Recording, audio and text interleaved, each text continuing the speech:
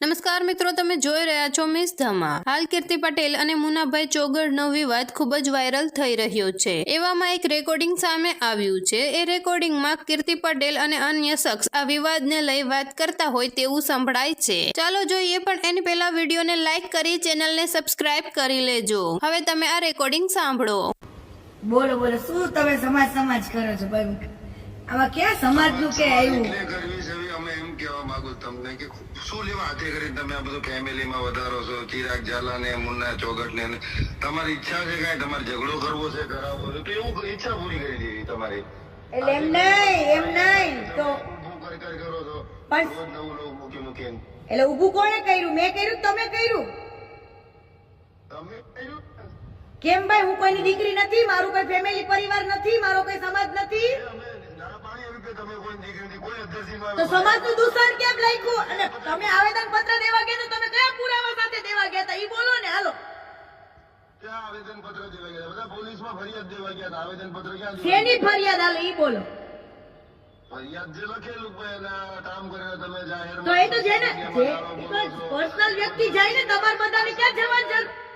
એમ નહીં, કદાચ કોર્ટે કે તમને કોઈ સત્તા તો આપી નથી દીધી કે તમારે આશ્રમમાં જઈને આ બધું કરવું પડે? કોકનો કબાટ ખોલીને અમે ગમે આ રૂમ ઓ ભાઈ, ઈ માતાજીનું આશ્રમ બીજું છે ઓ। હા ખબર જ છે મને। તો પછી કેમ આટલા બધા ઊંચા નીચે થાવ છો? હા, તમે- અને ભારત એક સ્વતંત્ર દેશ છે, સાંભળો। આવા સનાતન ધર્મ ઉપર કોઈ વિરુદ્ધ કામ થતા હોય ને, તો તમે કે હું બંને બોલી શકી છી, બરાબર? હા, પણ બોલવાની લિમિટ હોય, બધાય ગમે ને તો હું ક્યાં ગાળ બોલી? મને એક વિડિયો બતાવો એમ હું ગાળ બોલી હોય, હાલો। આ મુન્નાભાઈ તમે અત્યારે જો તમારે બે નામ હા, તો એમાં એકે મુન્ના, હા ઈ મુન્ના વખતે એવું ગાળ બોલી જ, મને લાવો વિડિયો નાખો। મારી વાત તો સાંભળો તમે। મુન્નાભાઈએ તમને લીધી, તમે સામે દઈ લીધી, પછી ભાઈ મેં ગાળ નથી દીધી। મેં જોઈ લે, મારો વિડિયો જોઈ લે ભાઈ તું। મેં ગાળ દીધી? આ રોજ નવું નવું કરીને તમને હું મજા આવે છે એમ?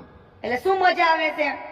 એને મારી માને, મારી બેનને બધાને ગાળો દીધી, ત્યારે તમને કઈ વાંધો નથી એમ? આ ગાળો તો તમારી, તમે કોમેન્ટ વાંચી લો ને એમાં તમે હાલો એક વાત કહી દો, સાંભળો। હા હું મુન્નાને ઓળખું છું, મને તો હું હું ખબર ચિરાગને ઓળખું છું, ના લગભગ તો નહીં ઓળખ બરાબર? કોઈને ઓળખતી પારખતી નથી, બરાબર? મેં જે આશ્રમમાં ખોટું થતું હતું એને વિરોધ કર્યો છે, કોઈ સમાજનો વિરોધ નથી કર્યો।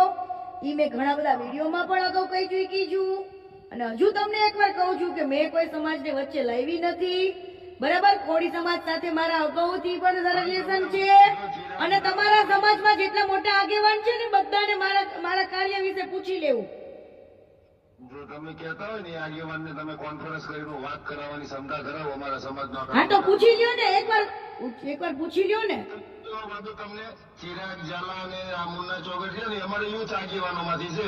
હવે તમે એક વખત થઈ ગયું, તમે હામાહામી જે એકબીજાને એલિગેશન કરવા ના, મેં ગાળ દીધી, હજુ મેં ગાળ દીધી। સનાતન ધર્મનો મામલો હોય ને, હું ગાળ નથી બોલતી, સાંભળો। સનાતન ધર્મની વાત હોય ને ત્યાં હું ગાળો નથી બોલતી। આ વખતે બહુ કંટ્રોલ કર્યું છે, એટલે મુન્નાભાઈ નસીબવાળા છે। નસીબ વાળા તમે છો એવું સમજો ત્યારે તો।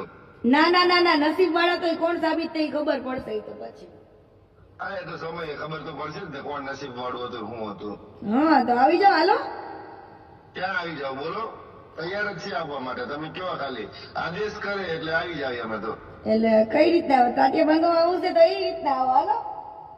ના એવું ટાટિયા ભાંગવાની એવો શોખ નથી, બધું જૂનું થઈ ગયું, એમાં નથી મજા આવતી અમને। તો એ બધી જૂની વાતો થઈ ગઈ, એ બધું પેલા કરતા ત્યાં સુધી બધું કર્યું, પછી છોડી દીધું, હવે આમાં નથી મજા એટલે બંધ કરી દીધું એ બધા કામ। એમ નહીં, તમે કેટલું ભણ્યા છો ભાઈ?